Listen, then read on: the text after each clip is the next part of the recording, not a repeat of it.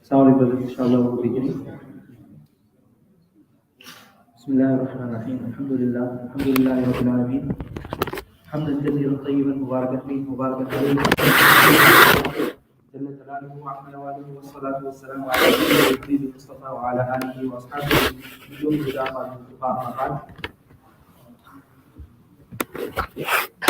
اشرح لي صدري ويسر لي أمري واحلل عقدة من لساني اللهم صل على سيدنا محمد ومولانا محمد وعلى آله وأصحابه وسلم تسليما. اللهم صل على وعلمنا ما ينفعنا.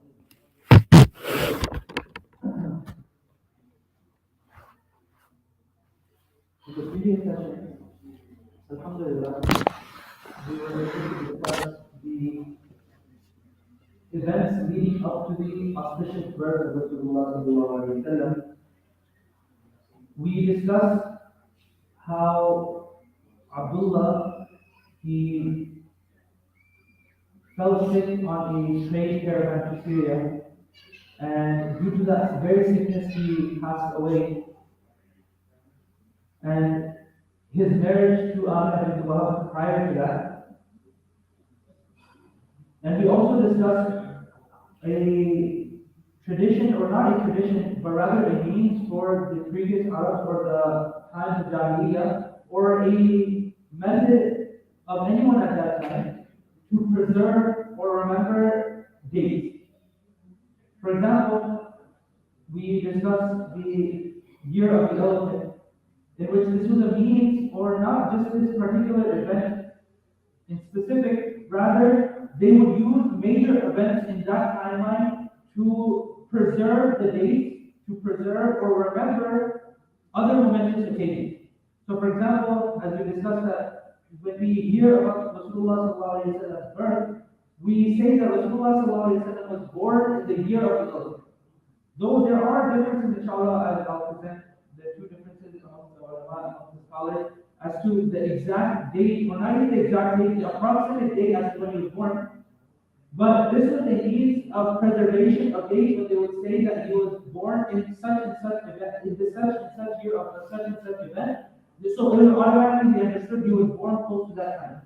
So we discussed that Rasulullah sallallahu alaihi wasallam was born around 55 days or 50 days after the event took place, or the year of the elephant, within the year of the elephant. So this event was a very unique event, as we discussed, that Dhul Nawas, who was a tyrannical king, was overthrown by two commanders in general by the name of Abraha and Abba, who were sent under the who were sent by Najashi, Negus at that time, to go and basically liberate the Muslims at that time who were on the Christian faith, who were on the Deen of Isa alayhi salam. And it is said about Ibn Nawaz, he actually executed about 20,000 Muslims of that time by forcefully making them jump into a pit of fire, making them fall to their inevitable death. So Dhul Nawas was conquered, was basically taken over or defeated by Abba and Abraha, and after a while Abba and Abraha had a falling out amongst one another, which led to a war, which led to a battle between one another, and eventually what happened was Abraha came out on top, and he basically, out of ignorance or arrogance, you could say out of arrogance, he tried to make his own cathedral a place of gathering as opposed to the Kaaba where people were accustomed to. Long story short, the Arabs didn't like it. The Arabs were, extraordinarily upset. So, as we discussed, there was one or two narrations in which one was that one of the Arabs, they actually went out of disrespect and defecated within his cathedral. And another one is that there was actually a caravan or group of people who were passing by, and they had set up camp in an area near the cathedral. And when they had lit a fire, there was a strong wind that carried the fire over towards the cathedral, due to which the cathedral sustained massive damage. And Abraham and he later learned that it was the Arabs who had perpetrated this, who had, whether it be the first narration of reputation or the second narration of damage from the fire, he had learned that the Arabs were the ones who had done it. So out of rage, he went and he stomped towards the Kaaba. He took his army and he took the tents of that time, right? These were the elephants, and they tried to go towards the Kaaba and Alhamdulillah, tear it down and destroy it. But of course, Allah subhanahu wa ta'ala had other plans. Allah subhanahu wa ta'ala had plans to keep his home safe, right? And as we discussed, Abdul Muttalib's historical statement in which he said that I am the owner of these camels. When these camels received by Allah, he said, I am the owner of these camels. They are my responsibility. And that house also has its own owner, and he will take care of it. He will take it under his responsibility, and he will protect it. So and that's exactly what ended up happening when the elephants came to the border of the city. They would not move any more further. Rather, when pointed towards the east or west, if you were to take the Kaaba towards the north, when pointed towards the other direction, any direction besides north, they would start walking and they would start, circling around in such a way that they were trying to dodge that area. But when they would be turned 180 completely from the Kaaba, they would just start running. Just completely, bolt out of it. And despite the army and Abraham trying to calm the elephants down and actually trying to get them back under control, what they had done is actually beat them, or they had stuck iron rods in their trunks to kind of get them to go and do what they wanted them to do. Then Allah subhanahu wa ta'ala sent a species of bird which was not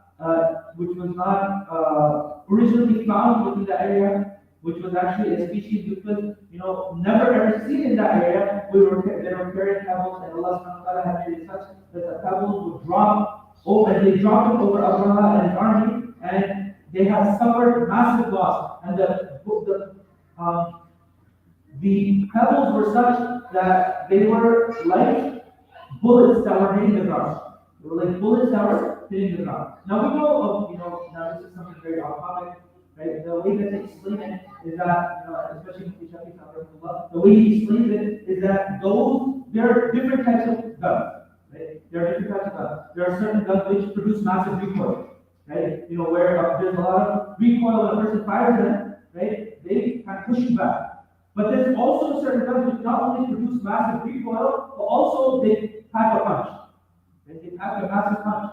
So the way that Shafi explained it is that those pebbles were such that they were like the bullets of revolvers coming down Abraham's army, and they were completely going through the army's body, and due to which they suffered massive loss. And one of the elephants from the army of elephants that they had brought had died due to injury.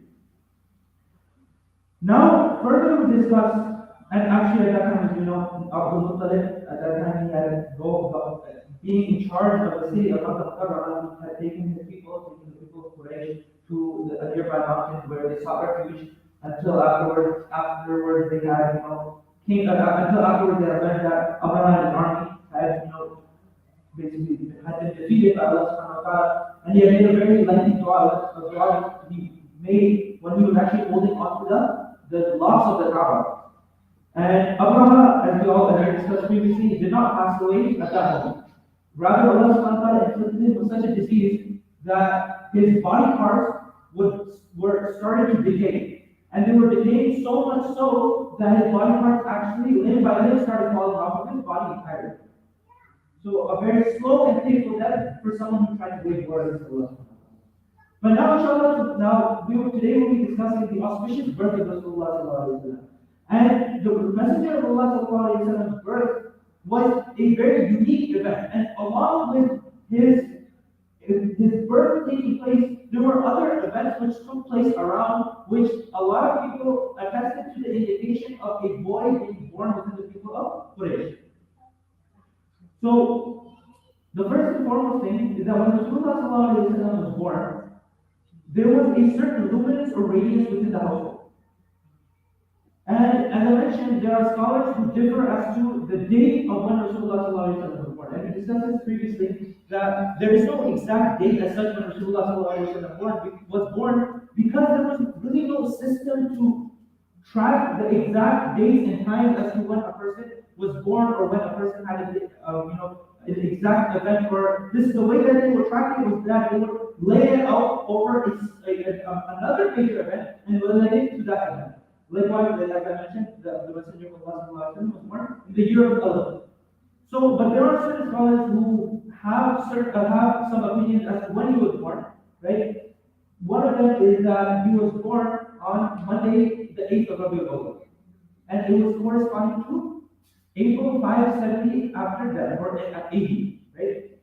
Then another one is that the Messenger of Allah sallallahu alaihi wasallam was born on the 12th of Rabiul Awwal, and this is the more favored in most opinions. But once again, going back to the once again the reiteration of what I mentioned previously, is there is no exact way of tracking as to when Rasulullah sallallahu alaihi wasallam was born, but we do know exactly when he passed away, which was the 12th of Rabiul Awwal, right? We do know exactly when he passed away, but the exact date of when he was born is almost impossible to track. It's almost impossible to track because there was no system as such in place at that time. So there's a narration which is narrated by Fatima bint Abdullah, and she says that the mother of Uthman bin Abi As, right, whose name was Fatima bint Abdullah, said that during the birth of the Messenger sallallahu alaihi wasallam, I was with his mother. So she was present when Rasulullah sallallahu alaihi wasallam was basically being delivered by his mother. So she said that I clearly noticed the whole house radiating with nur, with brilliance, with a shining light. And I also saw the stars stooping so low that I thought that they would come crashing down. And Hisham Sa'id, he relates that the blessed at the time during the blessed birth, Rasulullah's mother observed a nur that illuminated the palace of Seerat. Once again, another report according to another report, the palaces of Busra were illuminated. Now it is reported on the authority of Ka'b al-Ahbar, who is actually a Jewish rabbi. He says that the old scriptures portray, right, who was previously a Jewish rabbi, the old scriptures portray the destiny of Rasulullah sallallahu alaihi wasallam thus. محمد رسول الله مولده بمكة ومحاربه بيثرب وملكه بالشام. Right? Once again, محمد رسول الله مولده بمكة ومحاربه بيثرب وملكه بالشام. So within the previous scriptures, this was found that Muhammad sallallahu alaihi wasallam, the Prophet of Allah, his birthplace will be Makkah, and his migration will be towards Yathrib, and Yathrib is Medina. And his rule will be over Sham. So Aisha narrates and reports of an incident which took place at that very time. She says that due to business purposes, there was an individual, a Jewish individual, who was residing in the city of Makkah at the time of the birth of Rasulullah sallallahu alaihi wasallam. On the night that Rasulullah sallallahu alaihi wasallam was born, the Jew, he approached the Quraysh saying that, was there a boy born tonight? Was there a boy born on this very night? So the Quraysh dismissed it, saying that, they had no interest in, entertaining his question. They said that, if a boy was born, he was born fine, whatever, right? But they had no interest of entertaining his question. So the Jewish individual, he insisted that, no, you have got to tell me what happened. Was there a boy born tonight? And he was very adamant on his inquiry. He really wanted to find out whether there was someone born on that day. So after some trying to insist and after being very adamant, right? After some persuasion, the Quraysh finally gave in, and they said, okay, we'll find out. And they gave in after he made this statement. He made this statement saying that at least make some inquiry because the Prophet of Allah was born today. The Prophet of this Ummah, was born today. This child had a symbol, the seal of prophethood, between his shoulder blades. He would not be able to drink any milk for 2 days because there has been something placed over his mouth. Now, of course, not literally, right? Not literally placed over his mouth, but there has been some kind of seal, or as the author of this book explains, there has been some type of jinni or some type of, some type shape or form has been placed over his mouth, metaphorically, not physically. No one's covering his mouth. Without further delay, the people got to their feet and investigated. Because of course, after this was like, very, very detailed in this explanation that they had given him. The Jew had given to Quraysh. They got to their feet and started investigating as to who was born that day.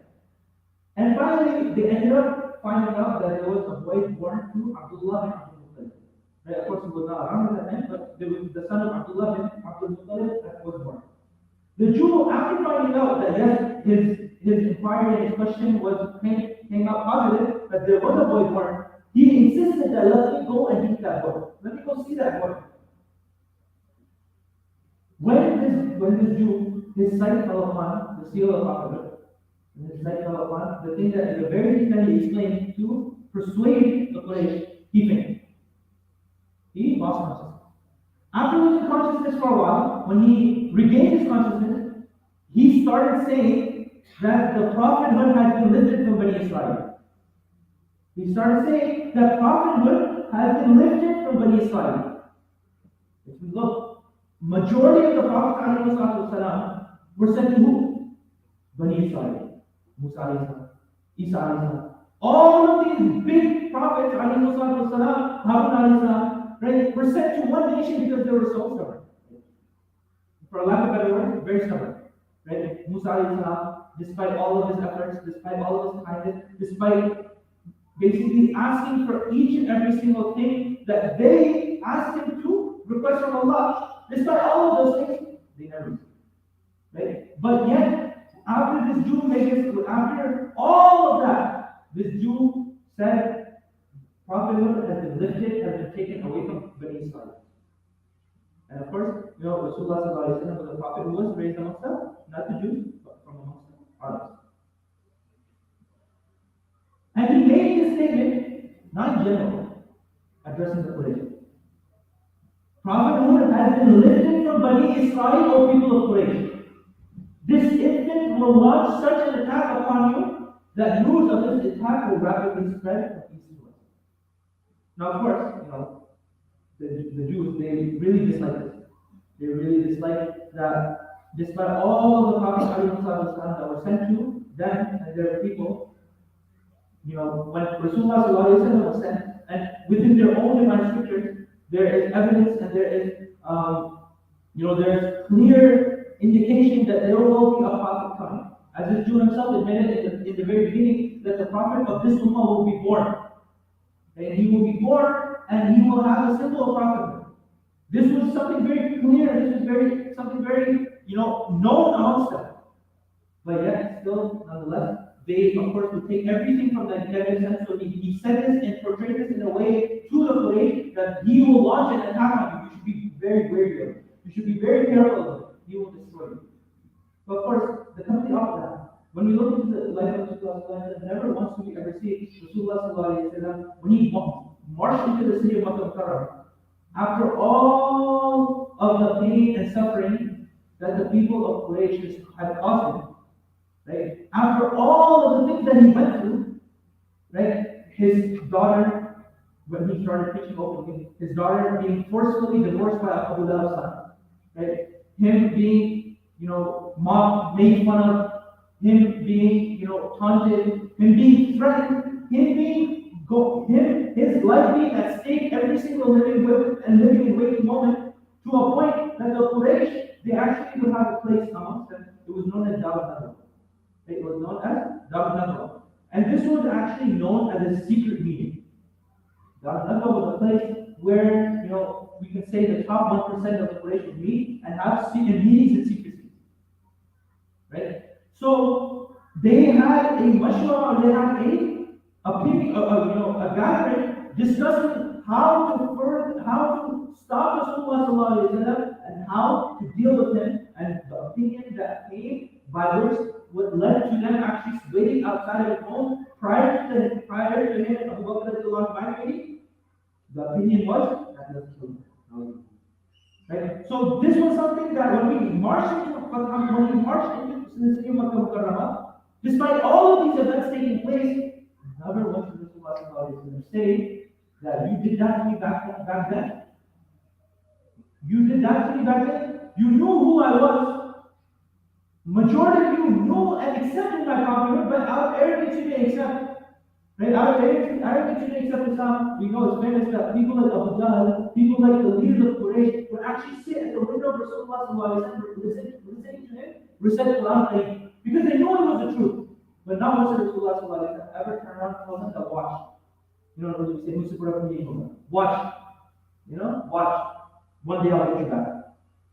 Even when the people of five, right, they drove him out of the city, not even letting him leave peacefully, stoning him so much so that his blessed shoes were filled with blood. He never turned around once and said that, watch. He was even given that option, right? He was even given that option by Allah subhanahu wa ta'ala with the angels that if you want, we can make the city of five be decimated and destroyed and crushed in between these two mountains. He never said no. He said, but rather I hope that their coming generations will accept Islam. And that's exactly what happened. So despite all of that, Rasulullah said that I will say the exact same thing that Yusuf told his brothers, that you're free to go. You are free to go. On that day, remember when he was the commander-in-chief, the Sahaba were willing to do anything and everything for him. All he had to do was snap his fingers, anything could happen. But yet, Rasulullah said, you're free to go. You are free to go. I don't want any revenge. So, this was a little bug, or you could say a parasite that this Jew tried to plant within by his feet, that he was trying to plant within the mind of God. But when he saw the complete opposite took place, Rasulullah, despite all of the mockery, all of the taunts, all of the pain and suffering and hardship that he faced, not only with his social life, but rather with even his personal life. Right? This final point, and this shows us the suffering that Rasulullah went through and the sacrifice we had made, that the Sahaba, the Quraysh, the Arab, the people, the Kuffar, call it Abtar. Right? Abtar means someone whose scale is cut. Right? Literally means someone whose scale is cut. But when you talk about it from a metaphoric standpoint, it means someone who has no male children to carry on his lineage. It means someone who has no children, no boys. Right? Of course, the lineage is carried on by the sons. Right? The sons are the ones who take the last name, or in our day, take the last name, and the father will remember this brother named XYZ Sahab, who was the father of this person, who was the son of this person, and so on and so forth. So they used to call Rasulullah that you have your tail is cut, meaning you will have no male children to carry on your lineage. So even within the personal life of Rasulullah, he was heavily affected. He was mocked. Right? We mentioned this in the previous, I believe 2 nights ago. Right? That Rasulullah within his own life buried 6 of his own children. Rasulullah within his own life, 63 years of his life, buried 6 out of 7 of his children. One of his own, the youngest, Ibrahim, was breathing his last within his own hand. So when we look at the sacrifice, and we look at the suffering that Rasulullah faced, and on top of that, the taunt and mockery and shame that he faced and was given to, took in from the people around him, from the Quraysh and the Kuffar, it's something unfathomable, something completely, which will go over our head. We won't be able to understand it. So, coming back to the main point, that if we look, as I mentioned, that there were different events that took place in the life at the time of the birth of Rasulullah. There was an emperor, or there was a king by the name of Muslim. And in his kingdom, there was a massive tremor or earthquake that took place that had actually caused severe damage, so much so that 14 towers that were built within the city collapsed. 14 towers within the city collapsed completely. And he, of course, being the king of that palace, he suffered massive loss. Whether it be, from the standpoint of the palace, at the same time, a financial loss nonetheless, because there was, now to rebuild, to get workers and all that costs money. So he was already in agony, he was already in pain, or he was already suffering due to this loss. But then on top of that, to add on to his agony, to add on to his pain and suffering, there was some Zoroastrian priests who stood up before him. There were some Zoroastrian priests who stood up before him, and they said that he saw a dream, or one of them said that I saw a dream. I saw a dream last night which powerfully built camels are dragging some Arabian horses. The powerfully built camels are dragging some Arabian horses. I then witnessed them crossing over to the Tigris River and fanning out to each and every country in the world. So he saw a dream, one of the priests, right? I saw a dream that there were some very, very well-built and powerfully built camels that were dragging Arabian horses, and the way that they were dragging them is that they were spreading to each and every single corner of the world. So, Khosrow, he asked, what is the interpretation of this? He said that perhaps a momentous incident is about to occur from the direction of Arabia. Perhaps there will be a huge incident that will occur from the direction of Arabia. So, the emperor, he immediately dispatches one of his own ambassadors to Norman bin Munzir. And Norman bin Munzir was approached by this person, and he basically requested the ambassador to present Norman bin Munzir, who I believe was, there's not too much detail given about him, but who had some knowledge as to regarding the Arabian Peninsula or the people or the events taking place there. So the ambassador presented Norman bin Munzir in front of the emperor. So the emperor said that, I have some questions that I would like to ask you. If you can help me out, that would be great. But Norman bin Munzir replied, listen, if it's something that is within my knowledge, if it is something that I can accommodate or help with, I will absolutely help. Otherwise, if it's not within my knowledge, if I am not aware of it, then what I can do is I can refer you to someone who is more knowledgeable and someone who can, properly assist you in your request.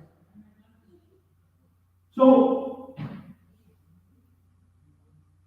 I apologize. Norman bin Munzir, actually, he dispatched a prominent scholar with it. Norman bin Munzir, who was residing in whatever area that the ambassador was sent, he had dispatched one of his own people, a prominent scholar at the time by the name of Abdul Nasir.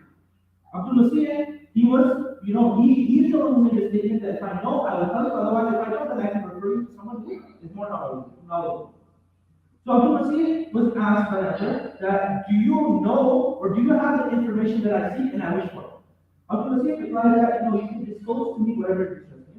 If there's something I can help out with, I will. Otherwise, I will be able to refer you to someone who is more knowledgeable.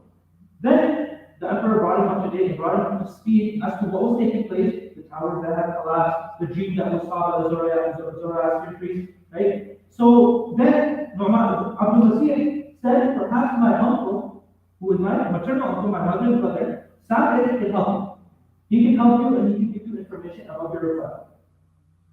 So the emperor said that you and your uncle go ahead and find this out for me. You and your uncle go ahead and find out regarding more about this and find out about my question and my request.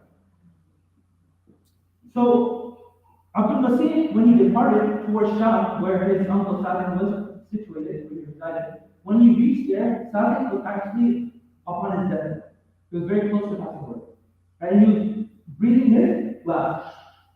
So Abdul Nasir greeted him and he recited a few couplets to him.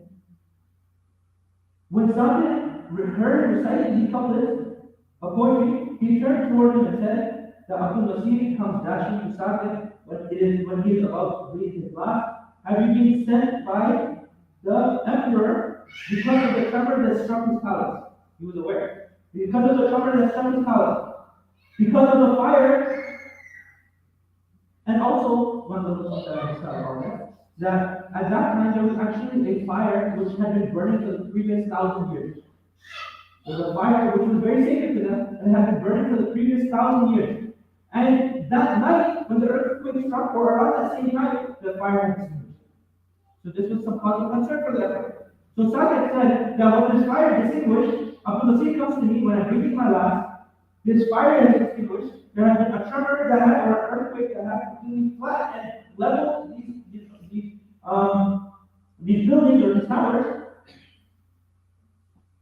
And the dream, he also indicated towards the dream in which powerfully built camels are dragging Arabian horses over the Tigris River and then climbing up across the globe for all cities Is this why we come of Allah to receive? Bear in mind, when the word of Allah subhanahu wa ta'ala is recited in abundance, when the personality carrying an asa becomes apparent, when the valley of Samawa is gushing forth, the lake of Sawa dries up, and the Persian fire is extinguished, and Syria will not remain Syria for Satan anymore. Basically saying that this place is going to fall. This place is going to fall. A few men right afterwards in the they had ruled the Emperor's dynasty, but around 4 or so years later, or a few years later, the dynasty had collapsed. And right after Sadiq had made this statement, right after Sadiq had, basically informed his nephew of this, of the Masih, then he had passed away. He had passed away at that time. So I mentioned that there was different events that were taking place around the life at the time of the birth of Rasulullah. Very unique events, right? Events which indicated towards the Prophet. As I mentioned, even the Jew who made the statement that Prophet Muhammad had been lifted from Bani Israel or Quraysh, even he was already aware, right, that the Messenger of Allah is born and he is the one who will carry him over. Right? So these were a unique series of events which took place. Inshallah, next week we'll be discussing the Aqiqah of Rasulullah and his name. And just a little cliffhanger for everyone, that this name of Muhammad that was given to Rasulullah by Abdul his grandfather, the Quraysh were in shock, actually. They were in shock that this is a very unique name. This is a very unique name. Why would you name your grandson, of all names, why would you name him this? But in response to this, statement, in response to this curiosity of his people, he said that Muhammad is the one who is praised, and this son of mine, or this boy, will be someone who will be revered throughout. And this is exactly what happened. Right? This is exactly what happened. Not only amongst the Muslims, not only amongst the people who believe in Allah subhanahu wa ta'ala and in Rasulullah, but also the people who don't even believe in Allah. I'm sure everyone has heard the book, The 100, right? By a kafir, person who doesn't, who's not Muslim. He writes the 100 most top influential people in history, right? And guess who's number one? Guess who's number one? Exactly, Rasulullah Muhammad. Right? So his prophethood or his reverence and his respect is not something which is prominent only within the Muslim world, but rather the people who are of sane mind and the people who are not unstable, they also